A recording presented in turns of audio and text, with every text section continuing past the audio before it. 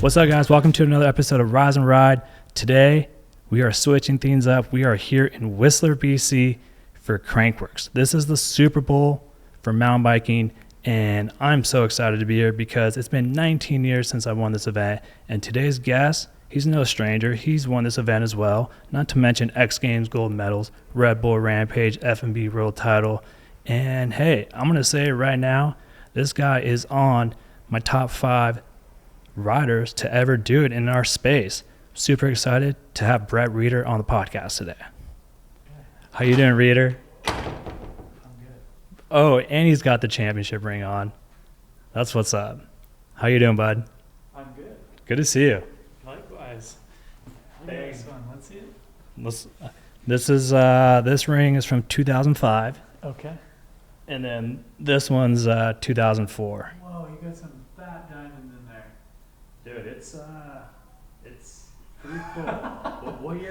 What year did you Mine win was Crankworks? 16. 2016. I have like a bunch of little diamonds Get in the mine. mic I have close. a bunch of hello. What's up, Brett Rheeder? Yeah, Let's good, go. Good, What's good. up, man? I didn't realize what this was. And I just said that on the camera. I'm like, Brett's gonna come on. He's like, what is this? What is this? Well, I started a little podcast called Rise and Ride, and Awesome. it's I get people on the podcast that I respect in the industry that have a huge impact in our sport. And man, I was just mentioning all your accomplishments, dude. No way. You've Thank done you. so much in the sport of mountain biking. I have. I feel like I've aged a lot because of it. But it sort of stemmed from like what you did in the height of your career. That's like where the spark kind of came from me. Dude, but you got in on the right time because I was looking at the resume. I was like, I totally forgot that mountain bike slopestyle was in X Games. Yeah, that was 10 years ago this year. So crazy. And I was just saying, I'm so bummed that I didn't get to compete at that event because that was like the only like slopestyle event that ever happened in X Games, right? For sure, yeah. And the fact that you won, It like, was, yeah. No one else can say that. No, I know. Although I've heard that they're bringing it back, maybe. Okay. I've heard rumors. If that's the case, does Brett Rheeder come out of retirement? Hey, we're gonna have fun. We're gonna have some fun. This is what this pod's all about. Okay, so I don't know. Probably not, to be honest. But I did just ride my dirt jump bike on the dirt jumps for the first time since March, because I'm gonna go ride slopestyle practice tomorrow. Just for fun. For fun, yes. Okay. I don't have. And people are going to get mixed messages. They're going to be like, oh, my God, Rheeder's coming back. He's going to try to win. And I'm definitely not. And I don't even have anywhere close to the skill to do it right now. But I feel like I want to start somewhere. And, we can do that. We have the privilege of riding any Crankworks slopestyle event, whether it's practice or the actual event, because we won. I was just telling my team manager that. I'm like, you know what's crazy is that I can drop in on Saturday on my e-bike and compete. Obviously, I would never fucking do that. For sure. But you could. I could. Yeah. It'd be rad to see like Boyko and all the OGs drop in Dude, just for fun. I know. It'd be rad. I was chatting with Darren Kennard, owner of Crankworks, and we were kind of joking around about bringing back like what did he call it? Like having all of the old guys come back for there was a term that he used for it, but basically like a pre-run of all the old dudes riding the event, like the people that definitely aren't going to be competing to get a result, but like they want to drop in and do it. But that'd be fun. And if they did that, they would have to tune the course up a little bit for me so I could drop in. But I would do that because that's cool. Wouldn't it be cool? It would be sweet. How is it coming to Crankworks and not competing? Is it weird? So I was in Innsbruck watching Crankworks a month and a half ago, and that was my first slopestyle contest that I watched where I in person, and it was hard. I'm not gonna lie. It was easy in the moment. I almost played it off like I was, not to anyone else, just to myself, like that I was like above it. Oh yeah, like I kind of don't like, this is kind of cool, like, but I know this. But then I realized how ridiculous that was, and I let myself be myself at 14 years old again, and I just ran around, and I found all the best angles to watch from, and I really enjoyed it, and I embraced being there, not competing. But after the event, I definitely had some like guilt. I had that guilt of like not competing. But fast forward to this event, I don't have the guilt anymore. I don't think, like, I just don't care anymore, which Right. I think is the key. I don't know. That's good. What you think, like when was your last time competing at Joyride? Well, And was it called Joyride at the time? it was, and I got hurt. I dislocated my hip. That was like the last year that I was supposed to enter slopestyle, and that's when Anthony Missouri took my position and got third. Oh, no way, Yeah. in 2011. Yeah, so Okay. that was the last year that I was supposed to do Whoa. Joyride, and We literally, like, I know that was at the same time. Hold on, I want to rewind a little bit. So you were watching slopestyle Innsbruck. If Brett Rheeder was still like on his A game, where do you think he was stacked to the riders today? I think that I would have risked my life to get a result if I didn't want to just come last. But if I did risk it, which I won't do anymore, maybe I would have been sixth. See, I always have this Seventh. conversation with my friends. I'm like, dude, I think if Rheeder and Summerda came back and actually like took it serious, I still think you guys could podium. I think, yeah, I do think that, but that's not the point anymore. The I know. point, yeah, I know. for me right now, I know you know that, I but know. but for me right now, the point is to get to know myself without this sport. Who am I? I'm like figuring that out for the very first time in my life. I love that. I was saying that on another podcast this morning. I haven't done podcasts in like 4 years, and I got 2 in one day. This is my like second one ever, so don't feel bad. All good. But I was saying, like, from the age of 10 years old, I had this narrow vision of becoming who I am now. And before I was 10, from the time I was born, you don't know who you are. You know, okay, I'm Brett. These are my parents. This is like my life. This is the world that I perceive it. And then all of a sudden you go down this 20-year journey of being this person, and then all of a sudden taking those blinders off is like pretty ugly.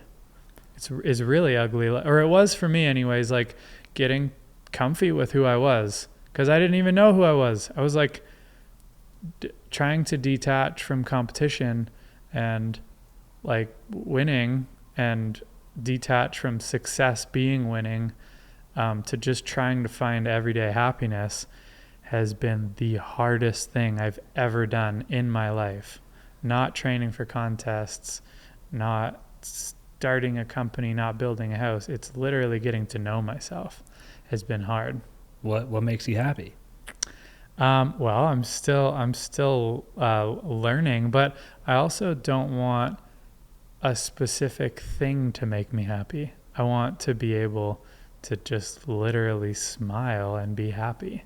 And I'm learning how to do that, and it's taking a lot of time. Like I've had to take on I've had a lot of help, like professional help from therapists, and I've done some psychedelic therapies and meditation. I've learned meditation, and I really just am trying to just check in with myself very regularly. You're speaking my language, dude. Yeah. Yeah. I'm on that program too, man. I do the psychedelics. I microdose. I do the cold plunge. I'm meditating. Like, I'm always trying to heal. And it's like, we're not just trying to heal the injuries. We're trying to heal this, Yes. right? which is so important, and it's constantly. hard. It's a battle. Do you think by you retiring, you kind of have more time to yourself, and you're kind of realizing like what's kind of important now in life? And Yeah, I am. I mean, I'm just realizing like that being, yeah, we're going deep real quick, but I love it. This is the only thing I actually like haven't been able to have conversations with people much if they're just surface level conversations like how's the weather, because this is all right in mind, like the deepest stuff is right in front of me. And I've lost the question that you asked me, sorry. I was just asking, like you're saying you're figuring out who Brett Rheeder is now after the competitive side of things that you were basically doing your whole life. Like now you're retired, and I was asking, like, since you have more time to figure out Brett, are you realizing like, oh, these are the things I need to work on? Yeah, for sure. And that's why I stopped competing. That was my main reason, not to be competitive, because I think I was competitive for the wrong reasons. Like, I mean, I still try to ask the question right from the very beginning, why did you do it? Purpose is an easy one. Everyone needs a purpose. Mm-hmm. I feel like it was my purpose, but you also want to win. Like you want to, and was it that I got bullied as a kid, or was it that I felt not good enough in some ways and I finally felt success in this sport and I just went all in to prove to not just myself, but everyone that I am good enough? Maybe that was it. And was that a good enough reason? I think it is, if you get to this point where you can reflect on it. I don't know. Love that. And one thing I don't think a lot of people know is that you didn't just jump on the scene and was like the baddest dude to do it. Like, no. I remember like hanging out with you like at Ranch Style in Colorado when you were on a Norco. Yeah. And like you were on the come up, you had all the tricks, but you just weren't lining it up. And then all of a sudden something just like clicked. It was like a lot of practice, a lot of feeling, a lot of trying and crashing, and like for 5 years of just like starting from nobody and not being good at it to building the skill, getting eventually good enough. And at that time was sort of like when you were probably tapering off, and that was when I just started doing good. That's so interesting. I never even thought about that you kind of left but you're still competing in Rampage though. Yeah, so like my slope game was dying off right when your slope game was about to like blow out. Right. And right when you got off the Norco, you signed the track. Yeah, everything changed. Yeah, you had that yellow bike, right? Yeah. And I was like, whoa. I remember that dude at Ranch Style like wasn't that much of a threat, and now like this guy's on the podium. Like, for sure. Something just clicked, and it just eventually worked. You had all the tricks, you just weren't putting them together in a run, or what? I think it just like learning everything, it takes time, and one day you become good if you put enough work into it. I'm sort of curious, why did you stop competing in slopestyle? To turn it about, I know I'm a guest on the podcast, but I'm like genuinely interested. Cool. No, because you were like the kid, you were the guy. Like I remember watching New World Disorders when I couldn't even dream of being like, before my dream of being like a professional athlete, I was watching DVDs where you were one of my favorite athletes to watch. Like your segments were always the heaviest segments, and you're always pushing the bar, and you're always inspiring me and all my friends that were watching to go out and learn tricks. Like I guarantee the reason I built like my first foam pit when I was 13, or did my first backflip, was literally because of your run at Crankworks or your new old disorder segment. So I got the chills, man. I got what? Look at Oh, I got the I chills. see them. I see dude. them. Zoom up. He's got the chills. I mean, but yeah, I mean, because I don't get this conversation very often. There's not many people like us. yeah.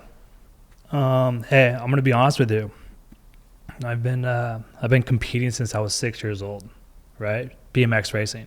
Oh, I didn't know that. So I was very competitive at a very young age. From 6 years old until 14, I was racing BMX every weekend. Was it like self-driven, or parents wanting you to My mom. do that? Yeah, my mom had a big impact in my BMX racing career. She would take me to all the races. I would have to go and win, chase the points, make sure I was Gold Cup champion, NAG champion. I had a lot of pressure at age 6, dude. You were born as an athlete. And when I didn't do well, I kind of got punished. And it was like it wasn't fun. Like when you're not on the podium, when you're not doing well, it's not fun. And my BMX racing career pretty much ended that way because I mean, you know, I'm 13, 14 years old. My mom's yelling at me. I'm not doing well. My parents got a divorce. It was a mess. Mm-hmm. And then, you know, I jumped into mountain biking when I was 16, borrowed Zink's bike. And that's the same age I was when I first started too. Started that whole next chapter in mountain biking, and I brought that whole competitive side of things that I was doing in BMX into mountain biking, and it was like a fresh start. I was winning, and then I wasn't winning, and I was getting hurt, and then I couldn't keep up with you guys, and I'm like, this is not fun anymore. No, I can't hang with you guys.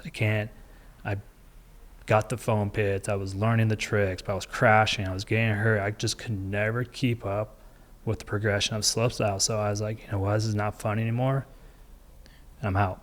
Do you think that was maybe part of like reaching your goal? Did you ever get to a point where you reached your goal and figured what is next? Or like, oh, this is what that goal feels like? Now what? I don't know. It's so weird. Like in the early... Like what about, like when you won Joyride, clearly 2 times. I'm thinking about the one where you borrowed the bike. Yeah. Borrowing a Zink's bike in 2004. Yeah. You know what? It's been 19 years. This weekend's 19 years since I won the first slopestyle event here. Holy. Crazy. I mean, that was like I had no idea, dude. That was my first event. Zink didn't tell me too much about the event. I rolled up with a hardtail, single brake, blown out shocks. And so insane. I had no idea. Did I think it was going to be that huge of an impact in the sport of slopestyle? No. And then year 2, when I won, that's when I was like... Did you win it the next year? I did, back to back. Crazy. But that was so much pressure because I had Kona, all Race the sponsors. Face, I had Jiro, I had all the big paying sponsors at the time, and I was like, oh damn, if I don't do well, then I'm gonna get dropped because it was all a 1-year deal. Isn't that the worst? Dude, I had so much pressure. I was like, oh, okay, I need to go and just like do me, and I ended up winning. Yeah. And then that's when I was like, oh, I'm here to stay. But then like when you're on that level, you feel like it's gonna be like that forever. Yeah. I totally agree. It's so weird. Like you're just like, well, why would I stop doing this? I'm winning. I'm making good money. This is awesome. I'm traveling the world. And then it starts to get a bit dry. And then you guys come up and everyone's seeing what you're doing, and then they're adding another bar spin, and next thing you know, you're playing catch up, and you're like, whoa, just a couple years ago I was on top of the sport, and now I'm playing catch up. I know. It's not fun. It is when you're in that position. It is crazy. And it's not like you didn't have the skill to keep your level up. It's just as you get older and more, like you have more stuff going on. I was burnt out. Yeah. I was so burnt out. I mean, the courses started becoming the same thing, really repetitive. I felt like it was like I was racing like ABA again, BMX, like going to the track, same little rollers. Like I felt like that's where slopestyle was for me when I kind of pulled back. And like I said, I wasn't winning, I wasn't doing well, and I was like, this is not fun anymore, I'm out. So that's the reason why I quit slopestyle. And then I found a new love in mountain biking, and that was big mountain riding. That's Yeah. when I got the downhill bike and started figuring out that. Yeah. I remember. And I remember being like, whoa. and a lot of people can't do that. And you're a badass because not only did you win the Crankworks slopestyle, you also won the RedBull Rampage, which is 2 complete different bikes. And then you're very savage because you win last year's Rampage and be like, I'm out. See you guys. It's like, what? No, Brett. What do you mean you're done? We want to see more Brett Rheeder, but you know what? I get it. You're in a good position in life, and the fact that you're able to like make that decision on your own is rad because a lot of people can't do that. Yeah. Yeah, it's hard for sure. Like, but it felt necessary. I felt like and the reason I asked you about maybe you reached your goals is because I think I started to get burnt out in slopestyle after I won Joyride. Because at that point I'd kind of, or not I'd kind of Joyride. I remember standing on the podium being like, woohoo, yeah. You weren't psyched. This is like all the other ones. Damn. You know? But it's a big deal. Mm-hmm. But it's at the end of the day, it's the same thing. You do your run. It's a slopestyle course. And I'd come second so many times and crashed so many times in Whistler. So when I won it, I was almost like, all right, I finally did it. But it wasn't like anything special. And it was totally special. Don't get me wrong. One of the most important days of my life, but I was so accustomed to winning slopestyle contests by then, and I had never won that one. And maybe I was a bit jaded that I had never won it, that when I did, I was like, all right, finally, what's next? And I was like, whoa, you're like standing on top of the mountain looking around, trying to figure out like what that next mountain's pretty far away. And I got to go down to get up. So I think I started losing a little bit of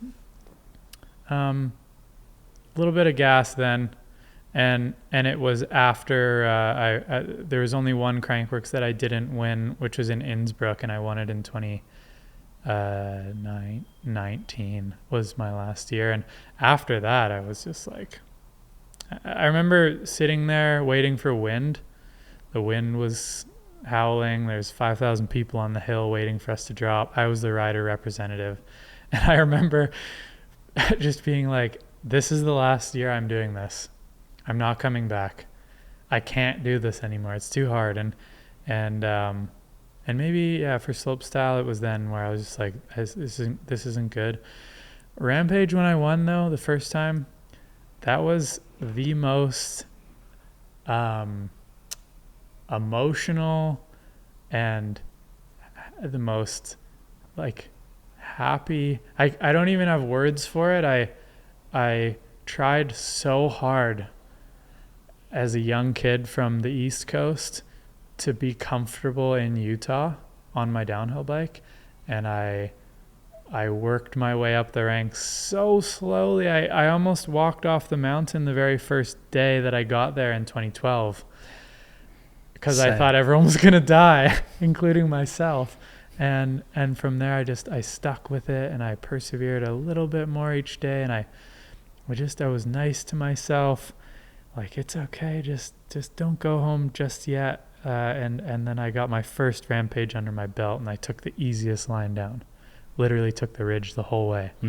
And from there, every year I got a little better on my downhill bike, a little more comfy, and my results got a bit better. And then 2018, it was finally the first year that we had a new zone that we'd never done another Rampage. For me, like, that was my first time going to a zone that nobody had touched. And at that point, I was like, okay, are you good on your downhill bike? Yes, you're good. Can you push it? Yeah, I think you can push it.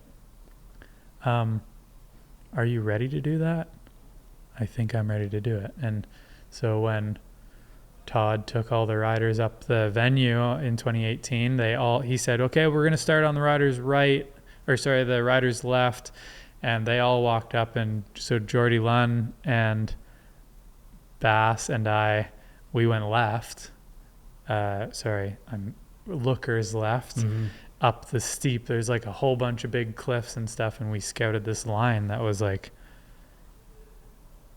it had potential. There was a bunch of massive hits that I think no one wanted to put the time into building. And luckily my team was like amazing that year. And yeah, we were just on another level, and I pushed my limit, and I expected to be on the podium, and I ended up winning on the first run. And the respect and the love that I got from the industry was overwhelming. It was like I wasn't just the slopestyle kid anymore. I meant business. Like, I'm a well-rounded mountain biker, and I've just proven it. And it was like heartfelt. And was that the last like check mark that you wanted to do in the competitive side of things in mountain biking? I didn't even expect it, which is why it was Rampage? so. Yeah, I didn't expect to win. I thought, okay, can I get on the podium? Because I'd had like a few fifth places. Right. Like, I think I can get on the podium. I'm not lying to you when I say this. I actually knew that you were gonna either get first or second last year. Really? And I'm gonna tell you why. Okay. Because you showed up in a single crown fork. I was like, good, because now you're able to do the T-whips, the bar spins. This is 2022, last year. Right. Yeah. Because you won it once. Yeah, before that, and then 2022. You won it twice. Yeah. This guy is the GOAT. So I'm thinking last year, dude. No, there was a 20. So in 2018, dude, you won so many fucking last events. Last year I know. So, and I don't. First of all, I don't expect you to know this stuff. No. And I don't expect anyone else that watches this to know this stuff. This is really like my business, and there's so many athletes and so many amazing athletes and so many events, and I don't expect this. But what I was referencing was my win in 2018. Okay. I was. So you won on a dual crown and a single crown. I did. I won. So 2018 was the year where I pushed my limit. 2019 I went back and got second, and I don't think I had a good enough reason to go back. I was like, all right, I'm back. Like, what happened with you from that first win to last year's win? Okay. Yeah. That's what's going on with me right now. I'm not gonna lie, because 2020 was a tough year for you. You broke your femur. Yeah. And then the following year, you damaged your knee. Yeah. And you couldn't compete. Yeah, there was at Rampage. So you were off the bike for 2 years. Yeah. And then I switched my bike out. Yeah, you got a new. We built a good one. We built a good one, which was sick. Couldn't have done it without that bike. And hold on. Before you start like jumping into like last year's Rampage win, like, okay, 2 years off the bike, dude. Yeah, how did you even like I handle that mentally? I changed so much through those 2 years. Like, I'm not the same person, not even 1%. The only thing that is the same is the muscle memory that I have with a bike. I look different. I act different. I smile different. I would say I don't act anymore. I'm a more pure version of myself, and it came at the cost of going through some shit, really. Yeah. COVID really messed with me a lot. I wasn't able to travel as soon as a lot of other people were.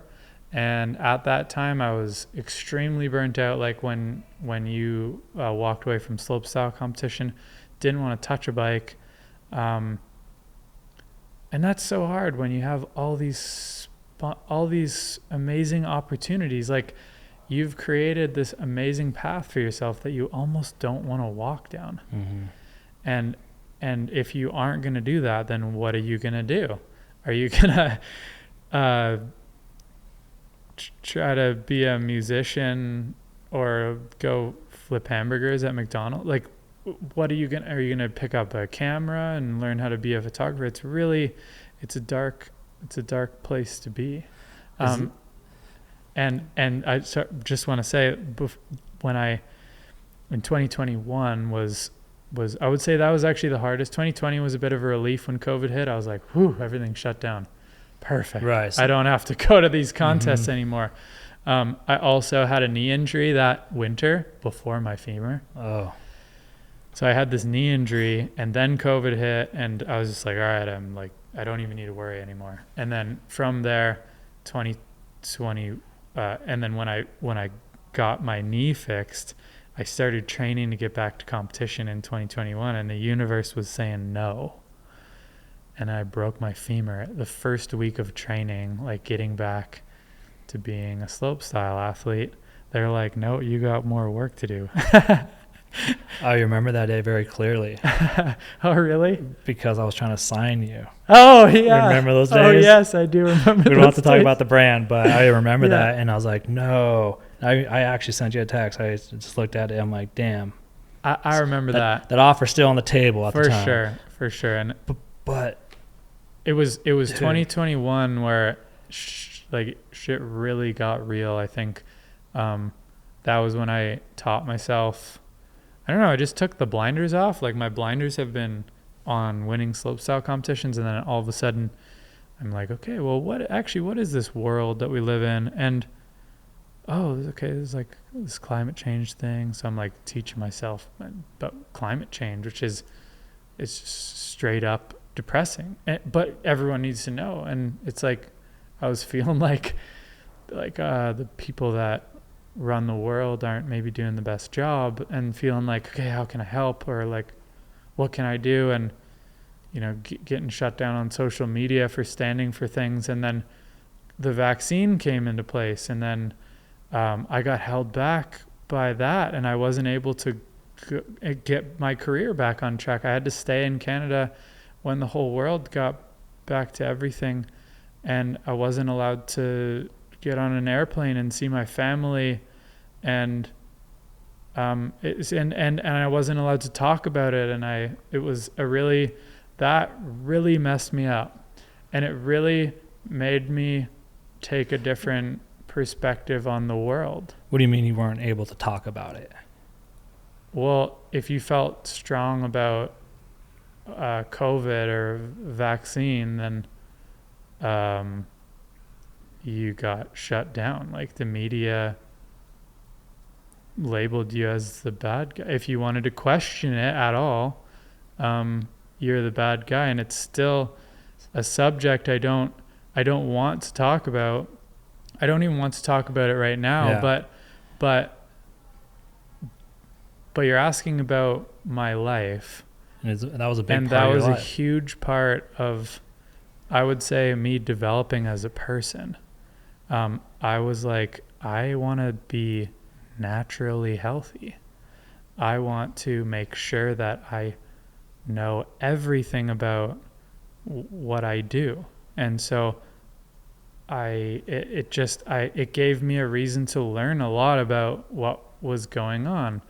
And I paid the price for sticking to my word. But I think those two injuries were the best thing that's probably ever happened to you, because you got to learn who Brett Rheeder was. Yeah. You got to heal physically, mentally, and then when the 2022 season came, you're like, I'm good now. I'm feeling good. Yeah, I was a little bit. I was still recovering from that, I would say, but yeah, I was like, my reason to compete again in 2022 was to see if I could go back. It actually was to prepare for retirement in hopes to not win. which like I thought, okay, this is definitely my last year. And my goal is to be okay. It's not to care about winning. Mm-hmm. It's to go out and challenge yourself. That's a good reason to go out and compete. Not prove anyone that you're better than them, not for the paycheck, not for more sponsors, but if you can do it with good intentions to challenge yourself, then do it. And to be okay with the final result. And so I was honestly looking like I was not gonna not do my best, but I was almost wishing for like an off the podium spot so Come that on. the walk away from competition would be easier. Would have been quiet. It would have just been like, all right, okay, like the writing is actually on the wall now. It's my time to go away. I mean, you have the perfect story, dude, to end your career on the top at the most gnarliest event. Yeah, it was a fairy tale ending for sure. And it blows me away, and it gives me shivers. And I think that I inspired a generation of people to be pretty hard on themselves through slopestyle. And we went to Rampage last year with amazing intentions, and I feel good that I maybe set the record straight, like that you don't need to be so hard on yourself. And it doesn't mean, if you don't care, it doesn't mean you're less of an athlete or you're not going to do as good. It just means that you can lower this wall of self-doubt and just compete more freely. Have fun with it. And have fun with Stop it. putting And so much pressure. And appreciate it. Like, but that's like your own enemy, right? It's not so much like the brand's putting all this pressure. It's yourself, right? It's not like Commensal's like, yo, if you're not on the podium, you're off. For sure. But we think that as athletes, you put we it in think your that. head, yeah. I know. And it stems from that early age. Mm-hmm. You like needing to win from like pretty much out the womb, you know? What inspired you to rock a single crown for 2022? Because when you rolled up, I was like, this is the story I was going with. This is what I wanted to say, because I was like looking at the field. I'm like, okay, so I'm not going to do on a single crown. Okay, I get that. Ooh, Rheeder. Yes, that makes sense. I'm like, this is going to be a good year for Rheeder. Okay, I want to just say for the record that first of all, my first Rampage was on a single crown. Same. Where I did a bar spin. Did you go on a single crown? Yeah. It's just the bike moves better.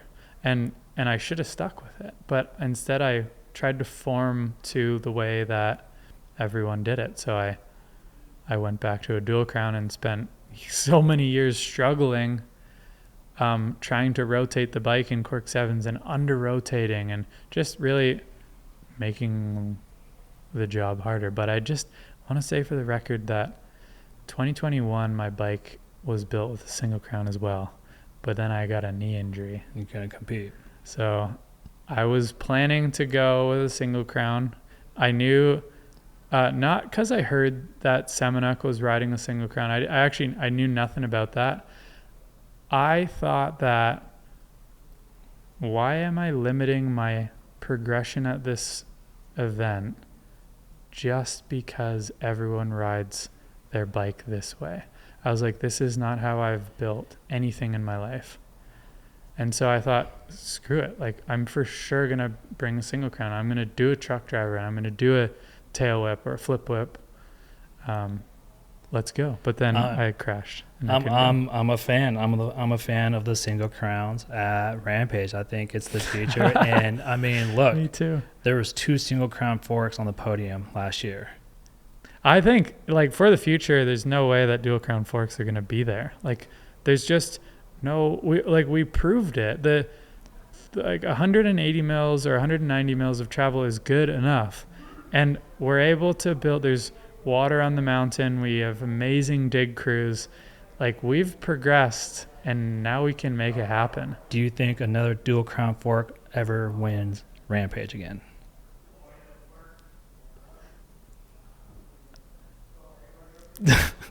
I don't want to be the guy that is wrong here, but I don't think that there's a good chance that another dual crown fork wins Rampage. I think that every rider, all those riders can do more tricks on their bikes. They all have the ability to do it, but they don't because they think that they need a downhill bike because that's what has traditionally been done. And if I was in the field and if I was competing and I saw last year's podium, I would be like, okay, I'm gonna get a single crown and I'm gonna learn tail whips. I hope so. And Seriously. Yeah, and I made sure to suggest to all the athletes to get one. I wasn't going to be the guy like that, oh yeah, like not say anything because I know how good it is. I said, you guys need to get a single crown. Like, you're going to be able to do more things. Yeah, I think Rampage, if it's going to continue to stay in that location, you're going to have to be on a single crown, because like that event now is a big mountain slopestyle event. It is. Like, if they want to keep it a true big mountain event, they're going to have to move locations. I actually, yeah, I almost want to challenge you on that, just because of a bunch of comments that I got on my run. God, people are such shitty people in this world. Yeah, like I know. I was so proud of my run, and like I really did the best run that I've ever done at Rampage. Single crown or not, dual crown or not, 27.5 wheel, 26 wheel or not, that was my best run that I've ever done. And yet people labeled it as a slopestyle run, but those features are so big. They're not slopestyle features, and that bike is not a slopestyle bike, not even close. No. We are not making things smaller. Things are getting bigger, and the feet, like, nothing has changed with the features. It's still Rampage. God, to hear that people are like, man, talking about that. Don't sweat it, man. I think you're putting too much pressure on yourself, right? Like, you won. I don't care anymore. Not only did you win it once, you've won it twice. Yeah. I'm learning new stuff about you.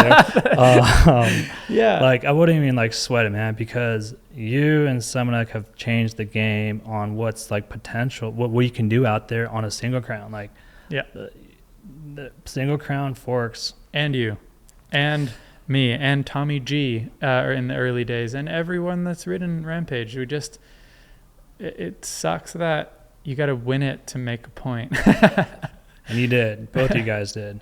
I mean, I think, actually, I'm curious, and I'm sure a lot of people out there want to know about this as well. Did you and Semenuk actually have beef?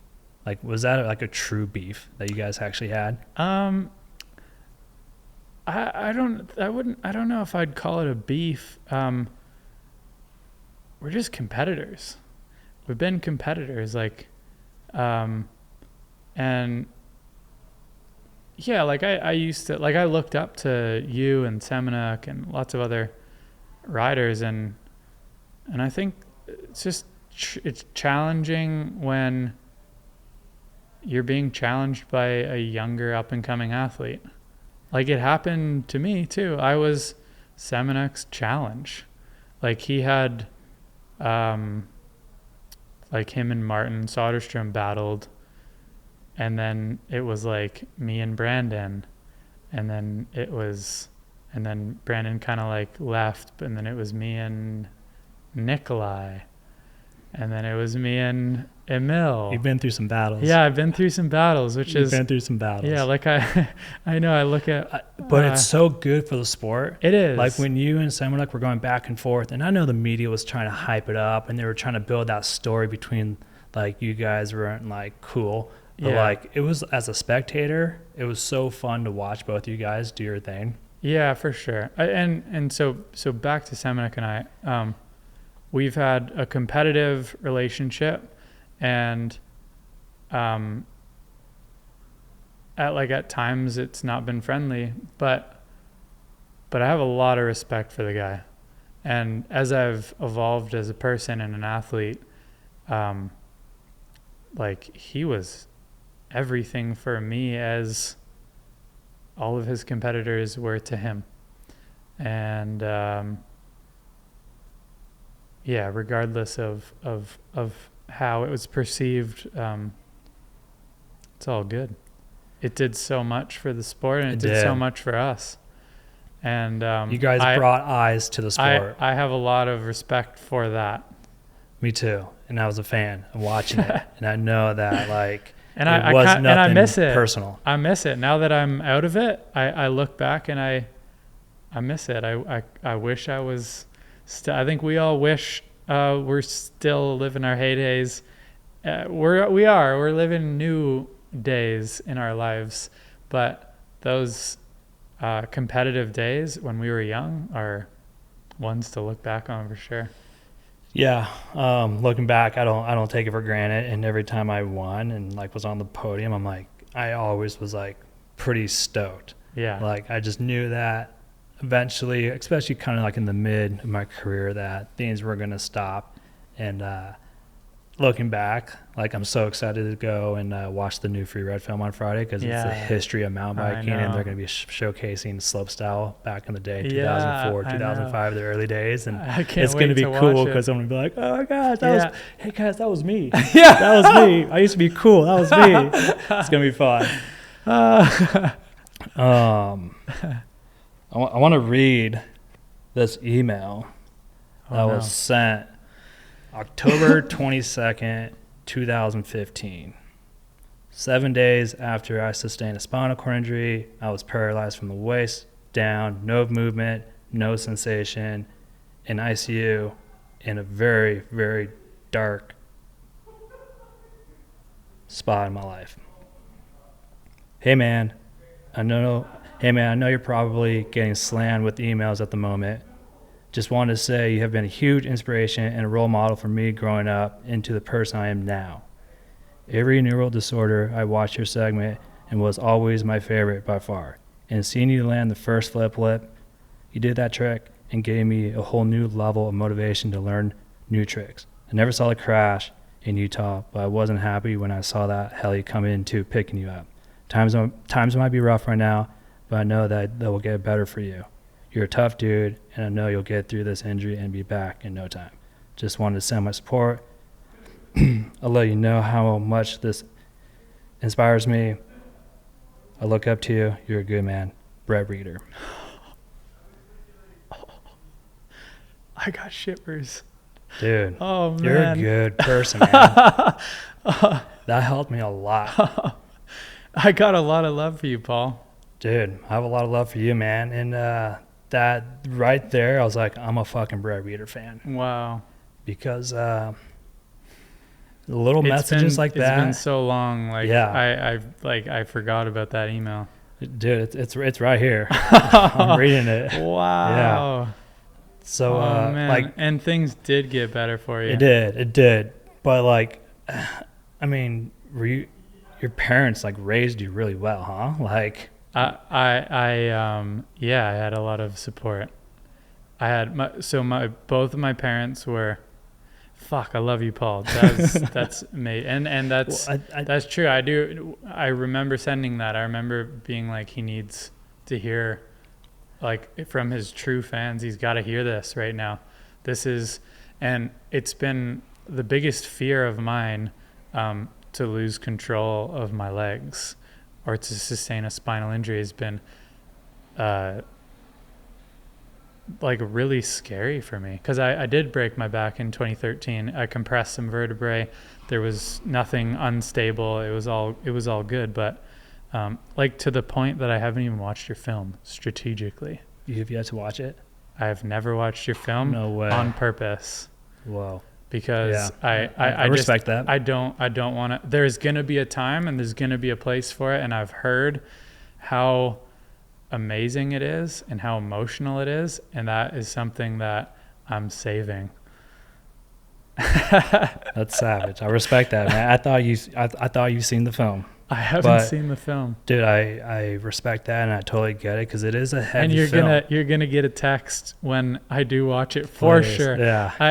Like even though I forget that I said that, like my natural instinct is gonna be, wow, I need to let you know about this. But my parents were both sort of adopted. Like my mom was adopted and grew up with a different family, and my dad ended up living with two families growing up as well, sort of going back and forth after losing his mom when he was really young.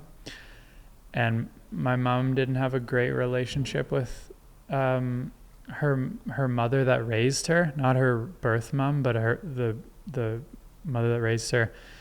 And so I think they both had a pretty rough upbringing, and they didn't have that love or guidance from their parents. And so my brothers and I have 2 younger brothers, and I think we've been blessed by amazing parents, and like we really have been taught to be good people and have good intentions, and I'm so thankful for that. And I love them to death. And they've always been supportive, but they've really always taught us to take care of people and to be good people. And because everyone needs help. I see that, and for you to write me that message, and I was like, man, this dude was brought up well. I know we have a champs dinner tonight. Emil's gonna get his ring, so I'm gonna wrap this podcast up, and I always end it with this question: Brett Rheeder, who's the top 5 best free riders to ever do it? Wow. Oh,